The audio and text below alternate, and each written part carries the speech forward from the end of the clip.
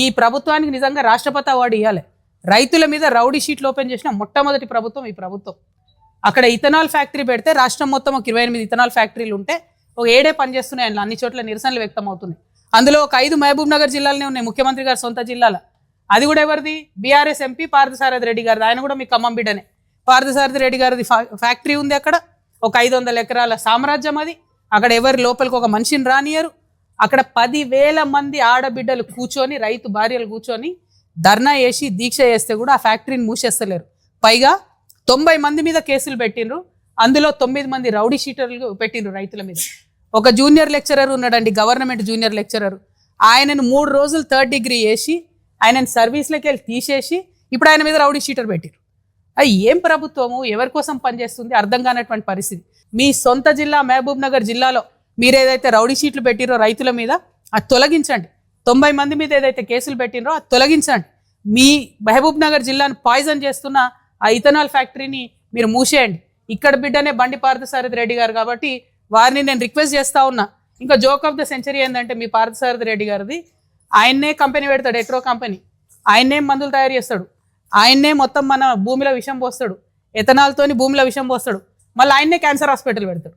ఆ క్యాన్సర్ హాస్పిటల్కి మళ్ళీ మన ప్రభుత్వం భూమి ఇస్తుంది. ఆనాడు బీఆర్ఎస్ భూమి ఇచ్చింది, ఇప్పుడు కాంగ్రెస్ ఇంకొంచెం దానికి వెసులుబాటు చేసి మళ్ళీ భూమి ఇచ్చింది.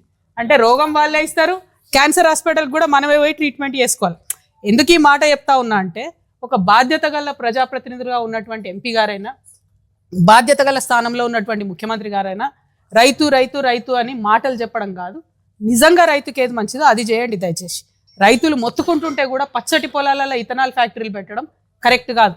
మేము పోయి గద్వాల్లో ఉద్యమం చేస్తే పెద్ద ధన్వాడ దగ్గర ఫ్యాక్టరీ అక్కడ నుంచి తరలించే పరిస్థితి తీసుకొని వచ్చినాం. పోయి అక్కడే కూర్చున్నాం బంద్ చేసేంత వరకు. మరి ఇక్కడేమో ఉద్యమాలు చేస్తే రౌడీ షీట్లు పెట్టి వాళ్ళని ఇబ్బంది పెడుతున్నారు. ఆ రైతులందరి పట్ల చిత్తనూరు ఇథనాల్ ఫ్యాక్టరీ అంటారు దాన్ని, ఆ రైతులందరి పక్షాన కూడా తెలంగాణ రక్షణ సమితి అండగా నిలబడి ఉంటుందని చెప్పి మీకు తెలియజేస్తా ఉన్నా. కిషన్ రెడ్డి గారిని ఛాలెంజ్ చేశాను, మీరు నిజంగా తెలంగాణ బిడ్డ అయితే ఖచ్చితంగా మన తెలంగాణ బొగ్గు గన్లు టెండర్ లేకుండా బేషరతుగా సింగరేణికి అప్పగించాలని చెప్పి మేము ఛాలెంజ్ చేసినాం. చేసి నెల రోజులైంది.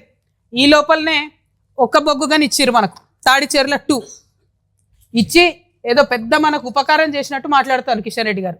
ఇంకా 17 పెండింగ్ ఉన్నాయి. మీరు దయచేసి బొగ్గు మంత్రిగా ఉన్నారు, ఆ 17 గనులు కూడా బేషరతుగా ఇవ్వండి. ఇవాళ మనం కొత్తగూడెంలో ఉన్నాం, మనుగూరులో ఉన్నటువంటి మైన్ 3 ఏళ్ల ఖతమవుతున్నది. దాని పక్కన మరి డిప్ సైడ్లో ఉన్నటువంటి మైన్ మనకు రావాలంటే కిషన్ రెడ్డి గారే సంతకం పెట్టాలి. మనకి ఇవాళ బయ్యారంలో ఉన్నది మైను, దాన్ని ఇంతవరకు ఓపెన్ చేయలేదు. గుండాలలో ఉన్నది పెద్ద మైను, సూపర్ ఏ క్లాస్ బొగ్గున్నది, ఇంతవరకు దాన్ని ఓపెన్ చేయలేదు. ఇవాళ ఇల్లందులో కూడా అదే పరిస్థితి. ఇవాళ కొత్తగూడెం భద్రాద్రి జిల్లాలో ఉన్న కొత్తగూడెం కానీ, అశరావుపేట కానీ, పినపాక కానీ, భద్రాచలం కానీ, ఈ అన్ని నియోజకవర్గాలకు సంబంధించి సింగరేణి అన్నం పెట్టేటటువంటి పరిస్థితి ఉన్నది. కానీ కేవలం భారతీయ జనతా పార్టీ చేస్తున్నటువంటి నిర్లక్ష్య వైఖరితోని, వాళ్ళు మనకు బొగ్గు గనులు ఇవ్వకపోవడంతో సత్తుపల్లి కావచ్చు అదే పరిస్థితి ఉన్నది. సో నేను ఇవాళ డిమాండ్ చేస్తూ ఉన్నాను కిషన్ రెడ్డి గారిని, ఒక్కటిచ్చి మీరేం గొప్పతనం చేస్తలేరు. మిగతా 17 పెండింగ్ ఏవైతే ఉన్నాయో ఆ మైన్స్ కూడా వితౌట్ ఆక్షన్ బేషరతుగా డైరెక్ట్గా సింగరేణికి అప్పచెప్పాలి. నేను మళ్ళీ ఛాలెంజ్ చేస్తున్నా బీఆర్ఎస్ పార్టీ వాళ్ళను, ఎస్పెషలీ సోషల్ మీడియాలో ఉండి సొల్లు మాటలు మాట్లాడేటోళ్ళను, తల్లి చెల్లె అనే విషయం కూడా ఇంగితం కూడా మర్చిపోయి అడ్డమైన కూతలు సోషల్ మీడియాలో కూర్చోవాలని చెప్తున్నా. దమ్ముంటే ముఖం చూపించి మాట్లాడండి. ఇష్టం వచ్చినట్టు కమెంట్స్ పెడితే చూస్తూ ఊరుకోరు. సభ్యత సంస్కారం ఉండాలి.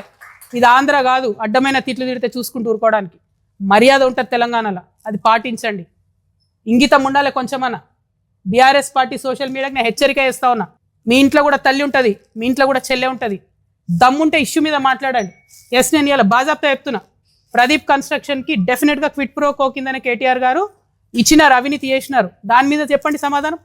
దమ్ముంటే దాని మీద చెప్పండి. బూతులు తిట్టడాలు, ఎటువంటి అటు మాట్లాడాలు, నా ఫోటోలు తీసి ఇంకే ఫోటోలు పెట్టడాలు కరెక్ట్ కాదు, పద్ధతి అది. హరీష్ రావు గారి మీద స్పెసిఫిక్ ఆరోపణలు చేసిన నేను, దమ్ముంటే వాటి మీద మాట్లాడండి. అంతేగాని మా దగ్గర సోషల్ మీడియా ఉంది, ముఖం చూపించే అవసరం లేదు, ఏది పడితే అది పెడతామంటే చూస్తూ ఊరుకోరు. సభ్యత ఉంటుంది, నైతికత ఉంటుంది. తల్లి చెల్లి అని భేదం మర్చిపోయిన వాళ్ళు ఏం చేస్తారా ప్రజలకు మీరు రేపొద్దున? నాకు అర్థం కాదు. అంతేనా? మీ ముంగట ఉంటే ఒక 5-6 హౌల పోరాళ్ళు ఉంటే వాళ్ళని వదిలేసి ఎటు పడితే అటు మాట్లాడమని చెప్తారా సోషల్ మీడియాలో? నా దగ్గర లేరా? ఏ ఏ పార్టీలో లేనంత యూత్ మా పార్టీలు ఉంది. నేనేం చెప్తా మా యూత్కి? ఒకటే మాట చెప్తా, తిట్టొద్దు, ఇష్యూ మాట్లాడండి అని చెప్తా. నేను మళ్ళీ చెప్తున్నా, ఇలా ఛాలెంజెస్ చెప్తున్నా. ఏ పార్టీలో లేనంత యూత్ ఇలా తెలంగాణ రక్షణ సేన దగ్గర ఉంది. బట్ మేము సభ్యతగా ఉంటాం, సంస్కారంగా ఉంటాం. హెచ్చరిక చేస్తా ఉన్న బీఆర్ఎస్ సోషల్ మీడియాకు, కాళ్ళు ఇరగొడతాం బిడ్డ, చెప్తున్నా. మీరు అందరు ఎవరో తెలుసు మాకు. లైన్ దాటొద్దు, విమర్శించండి, నో ప్రాబ్లం.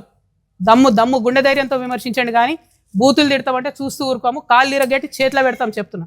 ఖచ్చితంగా ప్రతి నెలలో 2 సార్లు అన్ఫిట్ చేయాలి, మెడికల్ బోర్డు పెట్టాలి అని మేము డిమాండ్ చేస్తూ ఉన్నాం. ఆ డిమాండ్ మామూలుగా చేయడం లేదు. ఇప్పటికే పెండింగ్ ఉన్నాయి 2000 అప్లికేషన్లు. అవి క్లియర్ కావాలంటే మంత్లీ 2 టైమ్స్ మెడికల్ బోర్డు పెట్టాలి. అవి క్లియర్ అయిన తర్వాత మంత్లీ ఒకసారి పెట్టినా కూడా నడుస్తుంది. కానీ మీరు స్పష్టంగా గవర్నమెంట్ ఆర్డర్ ఇస్తారా, సింగరేణి నుంచి పత్రికా ప్రకటన ఇస్తారా, మాకు సంబంధం లేదు. మీరు క్లియర్గా చెప్పాలి. మీ అనుబంధ సంఘాలతోని లీకులు చేయించడం, మెడికల్ బోర్డు పెడుతున్నాం 15వ తారీఖు నాడు అంటే కుదరదు. మీకు మేము లాస్ట్ మంత్ 20th నెల రోజులు టైం ఇచ్చినాం ప్రభుత్వానికి. వచ్చే 20వ తారీఖు లోపల సింగరేణి నుండా ప్రభుత్వం నుండా విస్పష్టమైన ప్రకటన చేయాలి. లేకపోతే ప్రజాస్వామ్యయుతంగా నేను నిరవధిక నిరాహార దీక్ష రామగుండం ఏరియాలో చేపట్టడం జరుగుతుంది. ఎందుకంటే సింగరేణి గని కార్మికుల యొక్క హక్కును కాపాడడానికి మా ప్రాణాలనైనా పనంగా పెట్టి పోరాటం చేస్తామని చెప్తున్నాం. చెప్పడమే కాదు, చేసి చూపిస్తాం కూడా. తెలంగాణ ఉద్యమంలో అమరవీరులను ఈ భుజాల మీద మోసినాం మేము. సువర్ణ అనే పాప చచ్చిపోతే ఆ శవాల మీద పడి ఏడ్చినాం మేము. ఆనాటి నుండి ఈనాటి వరకు కూడా తెలంగాణ ఉద్యమకారుల పక్షానే నిలబడ్డానే. మీ అందరికీ తెలుసు, సింగరేణిలో కాంట్రాక్టర్లతో ఎవరు మాట్లాడుకున్నారో తెలుసు, కార్మికుల పక్షాన ఎవరు ఉన్నారో మీకు తెలుసు. దాస్తే దాగేటి విషయాలు కాదు ఇవి. ఎక్కడా ఆగవు అవినీతి చేస్తే. ఇవాళ రేపు ఉన్న సమాజంలో బోల్డన్ ఉంటాయి, ఒక్క నిమిషంలో బయటపడుతుంది. నాకు ఇంత గుండె ధైర్యం ఎందుకుంది, నిక్కచ్చిగా ఎందుకు మాట్లాడుతున్నా? నేను ఆ పార్టీలో ఉన్నప్పుడు కూడా నేను ఫైట్ చేసిన ఉద్యమకారుల కోసం. ఆ పార్టీలో ఉన్నప్పుడు కూడా తెలంగాణ వనరులు కాపాడడం కోసం ఫైట్ చేసిన. తెలంగాణ కాంట్రాక్టర్లకు ఇవ్వాలి, ఆంధ్ర కాంట్రాక్టర్లకు ఎందుకని ఫైట్ చేసిన? ఎందుకంటే తెలంగాణలో ఉన్న చిన్న చిన్న కాంట్రాక్టర్లు ఉద్యమాలు చేసే సందర్భంలో చాలా సంఘాలకు డబ్బులు ఇచ్చి తోలేదు వాళ్ళను. తెలంగాణలో ఉన్న చిన్న చిన్న బడ్జెట్ స్కూల్స్ బస్సులు ఇచ్చి తోలేదు వాళ్ళను ఉద్యమాలకు. నా నిజామాబాద్ జిల్లాలో నేను ఎంపీగా ఉన్న 10 ఏళ్లలో నారాయణను చైతన్యను అడుగుపెట్టనియలే నిజామాబాద్ జిల్లాలో. నేను అంత కట్టరుగున్నా. నేను ఇలా అదే నారాయణకు చైతన్యకు పాలు అమ్ముకుంటాడు హరీష్ రావు. మళ్ళీ డిమాండ్ చేస్తున్న ముఖ్యమంత్రి గారు, నేను పెద్ద పెద్ద స్కూల్స్ 500 జనాభా దాటితే విజయ డైరీ పాలే కొనాలా. 100% తెలంగాణ రైతులకు లాభం జరగాలి, పాడి రైతులకు. ప్రైవేట్ వాడికి లాభం జరిగేది ఏంది? ఫీజులు తగ్గిస్తున్నాడా? ఫీజుల నియంత్రణ కోసం చట్టాలు తేవాలంటే వీరు చేసిండ్రా? ఇలా పొద్దున్నే ఫీనిక్స్ ట్వీట్ చేసిన నేను, 80,000 కోట్ల తెలంగాణ ప్రజల ఆస్తుంది. ఎవడబ్బా సొమ్ము ఇచ్చింది? ఎవరు? హరీష్ రావు గారు, కేటీఆర్ గారు కాదా ఫీనిక్స్ అనే సంస్థను పెంచి పోషించింది, కాపాడింది? ఎక్కడోడు వాడు? తెలంగాణోడా, ఆంధ్రోడా? ఎందుకని పంచిపెడతారు మీరు? ఇప్పుడు దాన్ని అవినీతిని ఇప్పుడున్న గవర్నమెంట్ కంటిన్యూ చేస్తుంది కదా. మీరు తెరిస్తే కిటికీలు. జాతీయ పార్టీలకు ఏముంటుంది తెలంగాణ ఆంధ్ర ఫీలింగు? తెలంగాణ భూములు కాపాడుకోవాలని వాళ్ళకి ఎందుకు ఉంటుంది? వాళ్ళు వచ్చి డోర్లు తెరిచిరు ఇవాళ అవినీతికి. 33 లక్షల టన్నుల కలప అండి కొడతాడు వాడు, ఫీనిక్స్ కంపెనీ వాడు. 10 కేసులు పెట్టింది ఫారెస్ట్ డిపార్ట్మెంట్. సింపుల్గా ఫైన్ కట్టి పక్కకి వెళ్ళిపోయాడు. కొట్టచ్చా 33 లక్షల కలప? హైదరాబాద్ నగరం నడిబొడ్డున ఎడ దొరుకుతుంది అంత గ్రీనరీ? ఇవ్వడానికి వీళ్ళకి లేదు. కేసు పెట్టిన ఫారెస్ట్ డిపార్ట్మెంట్ కూడా ఇంతవరకు కుయ్యి అంటలేదు, కై అంటలేదు. మేము వదిలిపెట్టాం. నేను చెప్తున్నా, భూ పోరాటం, భూదందా, భూ కబ్జా నేను ముందే చెప్పిన. 2014 నుంచి తెలంగాణ వచ్చినప్పటి నుంచి నేను అధికారంలోకి వచ్చేదాకా అన్ని రివ్యూ చేస్తాం. కేసీఆర్ గారు గవర్నమెంట్ ఇచ్చింది రివ్యూ చేస్తాం, రేవంత్ రెడ్డి గారు గవర్నమెంట్ ఇచ్చిన భూములు కూడా రివ్యూ చేస్తాం. తెలంగాణ ప్రభుత్వ భూములు, తెలంగాణ ప్రజల భూములు, ధార్మిక సంస్థలకు సంబంధించిన భూములు, అప్పనంగా తింటున్నటువంటి భూములు అన్నీ కూడా కక్కిస్తాం చెప్తారు. ఒక్కరిని కూడా వదిలిపెట్టాం. మీ ఫ్రెండ్స్ కావచ్చు, మీకు ఎవరన్నా కావచ్చు, మీ బిజినెస్ పార్ట్నర్లు కావచ్చు. ఒక ప్రజల ఎజెండా లేదు, పని చేసుకునేటోళ్ళను అడ్డం పడాలా? ప్రజాస్వామ్యయుతంగా చేసుకుంటున్నా కదా నా పని నేను. ఏంటి ప్రాబ్లం మీకు? దమ్ముంటే డైరెక్ట్గా కొట్లాడండి, రోడ్డు మీదకి రండి, పంచిపెట్టండి 1400 కోట్లు.